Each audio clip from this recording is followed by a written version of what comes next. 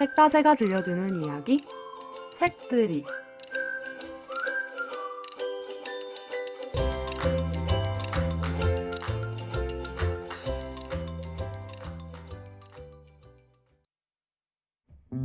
사춘기와 함께 시작하는 청소년기는 참 험난합니다. 몸과 심리 상태가 급격하게 변하면서 질풍노도의 시기를 겪게 되는데요.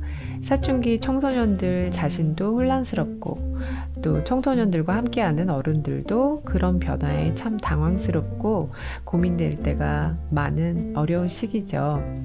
지피지기면 백전백승이라는 말처럼 사춘기를 잘 알고 슬기롭게 넘길 수 있는 방법을 찾아본다면 청소년도 어른들도 다 같이 윈윈 할 수 있지 않을까요? 책모아 큐레이션 10번째 주제는 사춘기 탐구 생활입니다. 사춘기 소녀와 엄마의 갈등 그리고 화해 이야기를 담은 청소년 소설 사춘기라서 그래, 그리고 사춘기 청소년들의 신체 변화와 심리, 친구 문제, 부모님 관계 등 여러 면을 살펴볼 수 있는 지금 독립하는 중입니다. 이 두 권의 책을 읽으면서 사춘기를 더 잘 이해하고 헤쳐나갈 방법을 찾아보겠습니다. 첫 번째 책, 사춘기라서 그래입니다. 저도 사춘기 아이들을 키우면서 너가 지금 사춘기라서 그런 거야? 그래, 사춘기 잘났다, 참 잘났어, 이런 마음이 들 때가 많아서 제목부터가 참 와닿았는데요. 이 책의 주인공은 이제 중학생이 된 현정입니다. 첫 번째 에피소드는 초등학교 졸업 앨범이 마음에 들지 않게 나와서 현정이가 막 속상해하고 괜히 엄마한테 화풀이를 하게 되는데요. 딸이 졸업 앨범을 가지고 집에 오자마자 엄마는 사진을 막 찾아서 보려고 하는데 현정이는 문을 쾅 닫고 들어가 버리는데요. 그 문을 쾅 닫고 들어가 버리는 아이들의 모습, 많은 부모님들이 겪게 되는 일인데요. 이 방 안에서 현정이의 심리 묘사가 참 재밌습니다. 한번 들어보시겠습니다.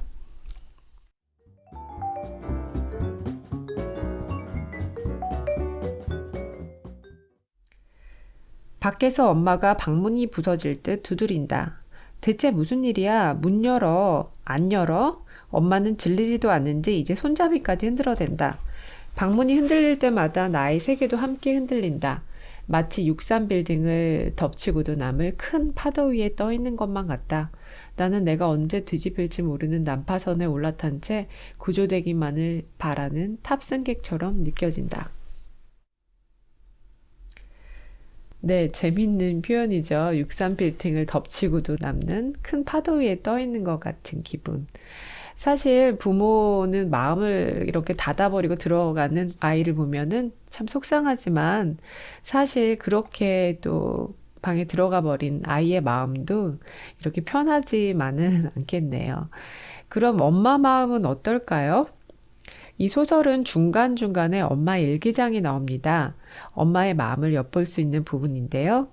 그 졸업 앨범으로 한바탕 갈등을 겪고 나서 엄마는 참 속상해하지만 그래도 현정이 마음을 풀어주려고 합니다. 이렇게 말이죠. 엄마의 일기장 한 대목 읽어보겠습니다.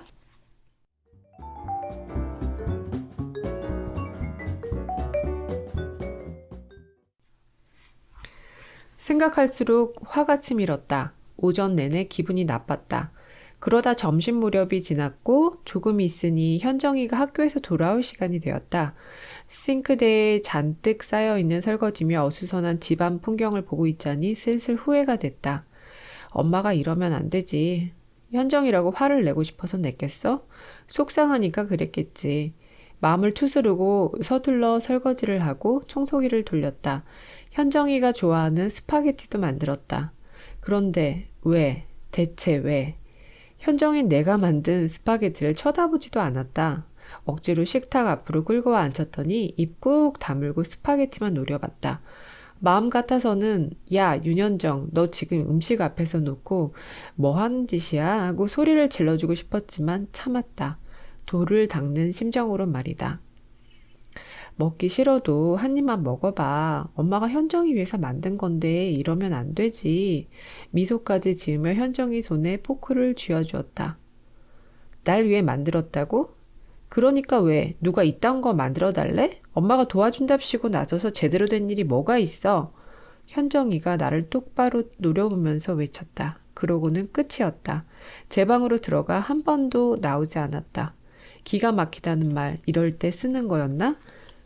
현정이 주려고 만든 스파게티를 꾸역꾸역 입에 밀어 넣었다. 차가운 면발이 식도를 꽉 막았다. 우욱 면발과 함께 서러움이라고 불러도 좋을 감정이 꾸역꾸역 밀려 올라왔다. 엄마가 도와준답시고 나서서 제대로 된 일이 뭐가 있어? 현정이 말이 귓가를 맴돌았다. 내 딸은 나를, 이 엄마를 그렇게 생각하는 걸까? 현정이한테 나는 정말 쓸모없는 엄마인 걸까? 현정이의 방문을 열고 들어가 묻고 싶었지만 차마 그러지 못했다. 굳게 닫힌 방문 앞에 서자 절대로 들어오지 마 라는 말을 들은 것처럼 꼼짝도 할 수 없었다. 네, 엄마의 일기였습니다. 정말 잘 지내보려고 노력하지만 쉽지가 않은데요. 저도 너무너무 공감이 많이 되었던 부분입니다. 사춘기라서 이해할 수도 있지만 사춘기라서 어른들이 다 받아주고 한없이 너그러워질 수만은 없더라고요. 그 후로도 현정이와 엄마는 이런저런 일들로 부딪히고 또 서로 상처 주고 하면서 사춘기를 제대로 겪게 되는데요. 어느 날 현정이는 우연히 엄마의 일기장을 보게 됩니다. 일기장을 몰래 보는 게 잘하는 건 아니지만 엄마의 일기장을 통해서 엄마를 이해하게 되고 자신의 마음도 열게 되고 오히려 잘된 일이 되는데요. 그 부분 한번 읽어보겠습니다.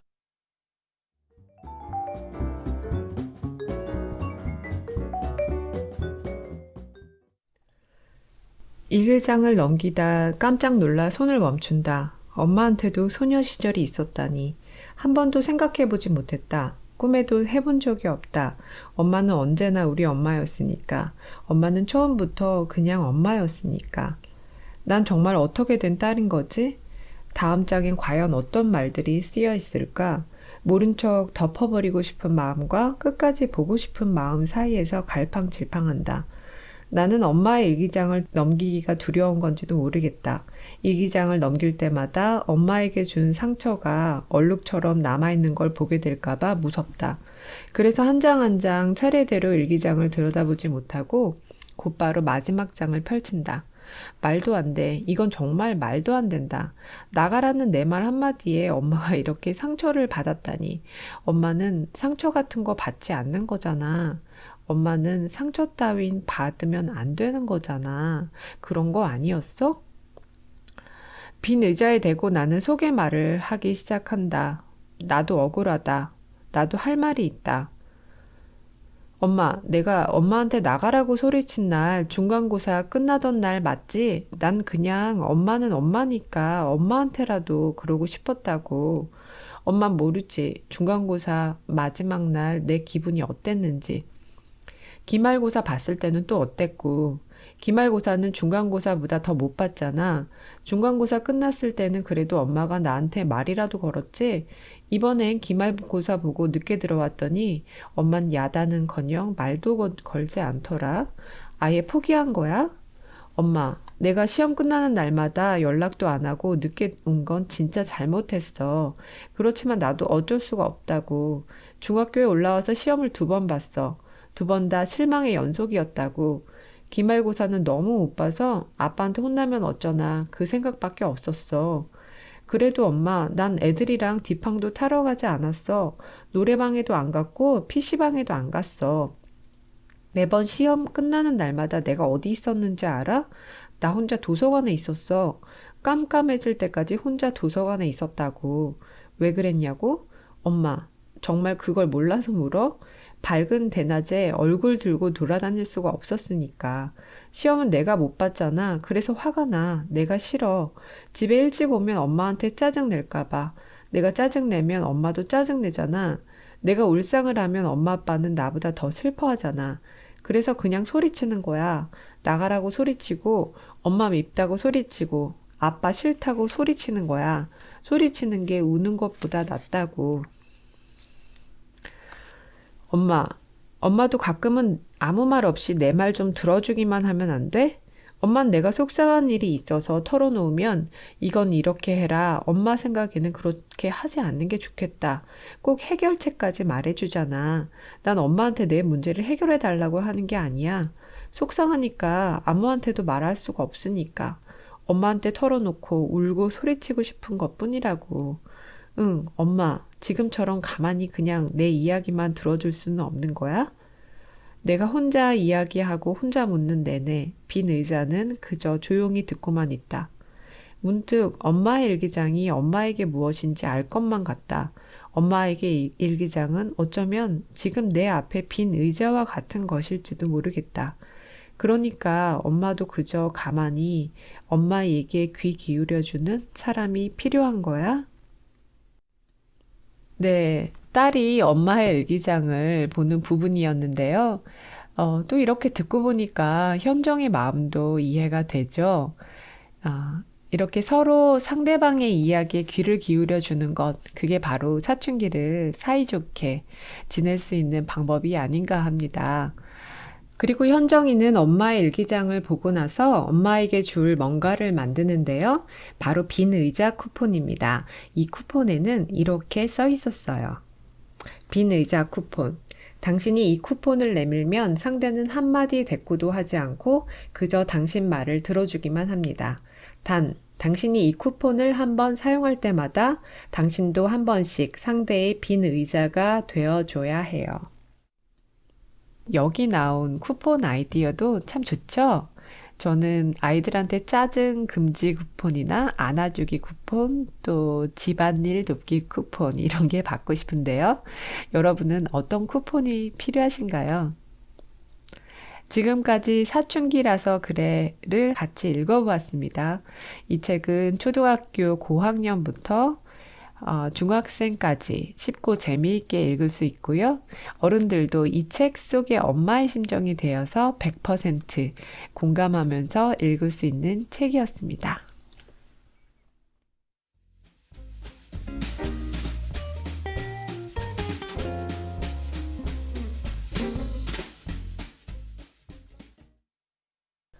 다음으로는 지금 독립하는 중입니다를 같이 읽어보겠습니다. 정신과 의사 하지연의 10대 마음 관찰기라는 부제가 달려있는 책인데요. 이 저자는 책을 많이 쓰시는 정신과 의사십니다. 이 책은 사춘기의 몸과 마음의 변화, 공부 고민, 친구 문제, 부모님과 관계 등 사춘기 시기에 생각해 볼 만한 점들을 종합 선물 세트처럼 두루두루 담고 있습니다. 그럼 책에서 와닿았던 부분들을 한번 읽어보겠습니다. 먼저 청소년기의 마음을 다룬 부분인데요. 청소년기에는 마음이 주인 없는 산처럼 텅 비게 된다고 해요. 그러면 해보고 싶은 것도 없고 또 되고 싶은 것도 없게 되고요. 실제로 아이들이 아무 의욕이 없다고 걱정하는 부모님들도 주변에 많이 있으시더라고요.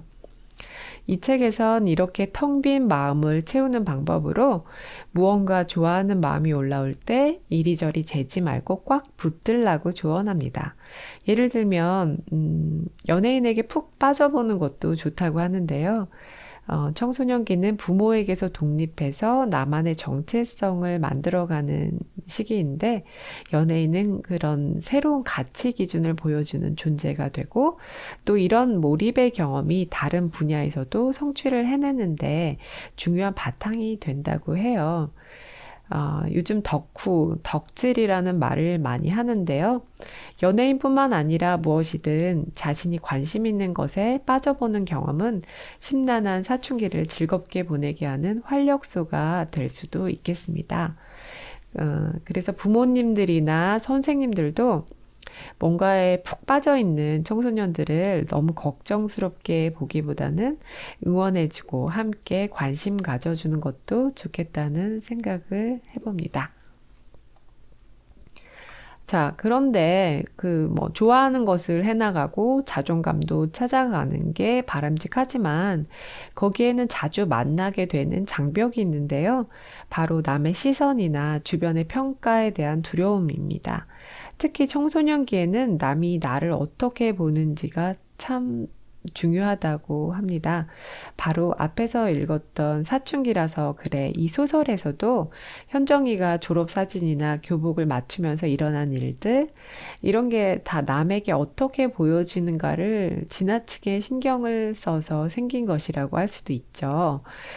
자, 그럼 남이 보는 나, 내가 생각하는 나에 대해 조언한 부분을 함께 읽어보겠습니다.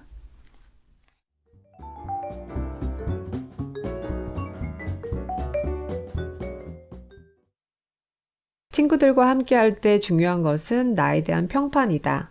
우리 마음 안에 나는 두 가지 버전이 있다. 하나는 내가 평가하는 나이고 다른 하나는 남이 보고 있는 나이다. 이 두 가지가 일치하면 참 좋겠지만 보통 둘 사이에는 많은 차이가 있기 마련이다. 10대 시기에는 나라는 사람에 대한 분명한 확신이 없기 때문에 내가 평가하는 나의 점수는 실제보다 다소 낮은 수준이기 쉽다. 또 남이 보고 있는 나에 많은 영향을 받는다. 그 중에서도 친구가 내리는 나에 대한 평가는 더욱 중요해진다. 나라는 존재에 대한 핵심적인 평가가 된다. 이런 실험이 있다. 미국의 템플 대학교 심리학과 교수인 로런스 스타인버그는 10대와 성인 참가자들을 대상으로 운전 시뮬레이션 게임을 시켜보았다. 참가자들에게 신호등이 노란색으로 바뀌는 순간 빨간색으로 바뀔 때까지 차를 멈추고 기다리거나 속도를 확 높여 신호등이 있는 구간을 지나칠 수 있다고 안내한 뒤 운전을 하게 했다. 성인들은 누가 옆에서 지켜보는지와 상관없이 신호를 기다리거나 무시하는 비율에 차이가 없었다. 누가 보든 신호를 기다리는 사람은 기다리고 무시하는 사람은 무시한 것이다. 반면 10대는 누가 지켜보는지에 따라서 행동이 달라졌다. 지켜보는 이 없이 혼자 운전할 때는 신호를 잘 기다렸지만 친구가 옆에서 지켜보자 노란색 등의 신호를 지나쳐버리는 위험한 행동을 하는 비율이 2배나 증가했다. 왜 그랬을까? 친구가 옆에서 지켜보다가 나에 대한 평가를 바꿀 수 있어서 그렇다. 지질하게 안전운전을 하는 모습보다 거칠게 차를 모는 모습을 보이고 싶어진 것이다. 착한 어린이가 아닌 위험을 별것 아닌 것으로 여기는 태도를 보이면 친구가 나를 쿨하고 멋진 녀석이라고 생각할 것 같다. 쿨해 보이고 싶다는 욕망이 위험을 감지하고 안전을 추구하는 자기 보호 본능보다도 더 강한 영향을 준 것이다. 이 실험으로 짐작해 보자면 10대들은 어른들보다 친구의 평가에 민감한 듯하다. 꼭 실험을 해보지 않더라도 그 사실은 여러분 스스로 아주 잘 알고 있을 것 같다. 친구가 나를 어떻게 생각하는지 걱정되어서 밤새 뒤척인 날이 다들 한 번씩 있지 않나? 어른들은 남의 시선 따위 의식하지 마라 하고 말하지만 그게 말처럼 쉽지 않다. 남들이 나를 지질이라고 하면 그때부터 나는 지질이가 되는데 어떻게 의식하지 않을 수 있을까? 나는 그 타협점으로 50%를 제한한다. 평판을 너무 의식하고 살면 평판에만 목매는 텅 빈 존재가 되어버린다. 내 안에 진짜 내 것은 없고 남들의 평가만 가득하다. 남이 한 평가들은 내 마음 안에 뿌리 내리지 못하고 떠다니다가 어느 순간 쑥 빠져나가 버리기 일쑤다.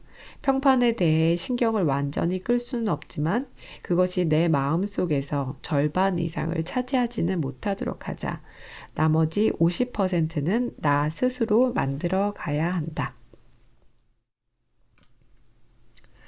네, 남에 대한 평가를 의식하는 데서 완전히 벗어나기 어렵다면 이렇게 둘 사이에 균형을 찾고 나만의 나를 스스로 만들어 나가는 방법도 좋은 것 같습니다.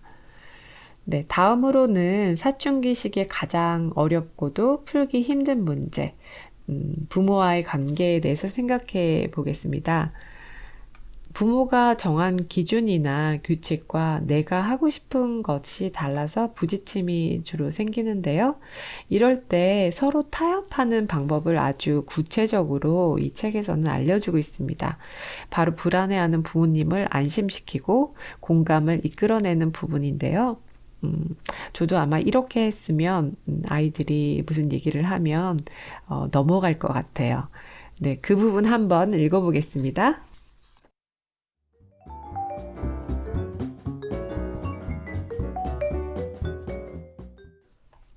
일단 부모님을 안심하게 하자. 시험이 끝나면 친구와 놀러 가기로 했는데 엄마가 세운 규칙이 부당하거나 친구들에 비해 너무 엄격하다는 생각이 든다면 이렇게 말해보자.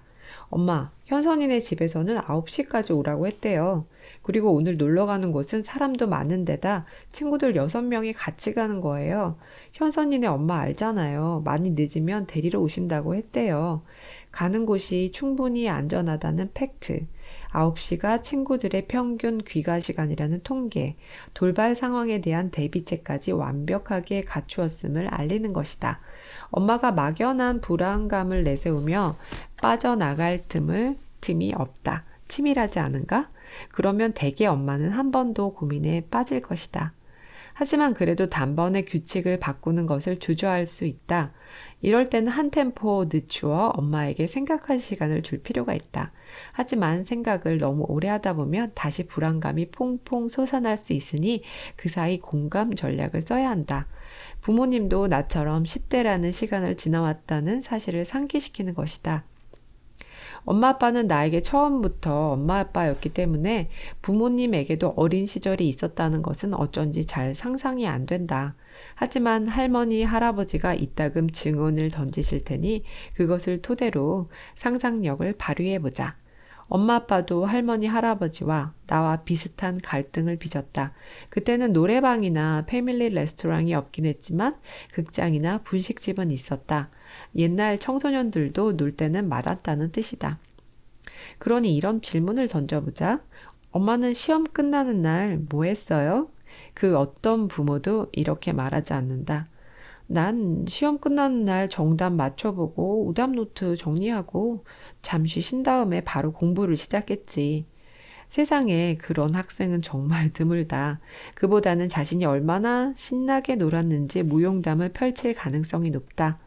이때 재미있게 이야기를 들어주다가 적당한 타이밍에 기습적으로 허를 찔러보자.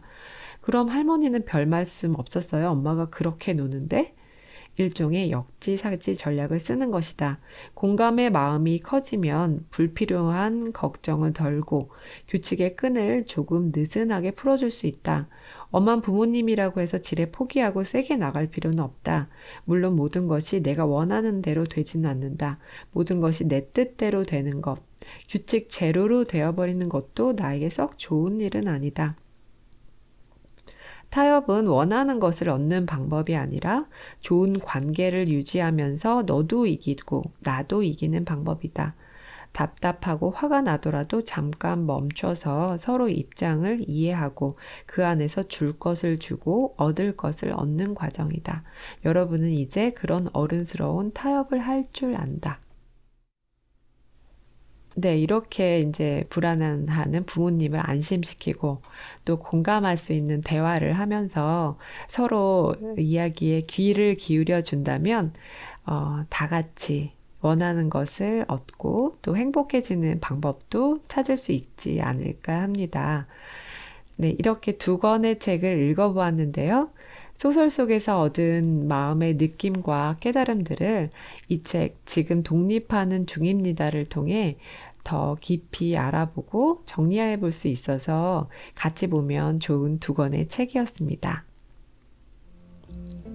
이런 책을 읽는 것이 청소년들을 더 잘 이해하고 소통하는 방법을 찾아 나가는데 도움이 많이 되죠. 그래서 청소년 책 읽는 어른이라는 독서 모임도 앞으로 해보려고 합니다. 이렇게 책도 읽고 서로 대화도 많이 나누고 하면서 사춘기인 청소년도 또 사춘기 아이들을 만나는 어른들도 조금은 힘들고 어려운 시기를 잘 헤쳐나갈 수 있는 지혜와 힘을 모아보면 좋겠습니다. 책모아 큐레이션 10번째 시간을 마치겠습니다. 저는 류환경이었고요. 다음 시간에 또 흥미있는 주제로 찾아오겠습니다. 감사합니다.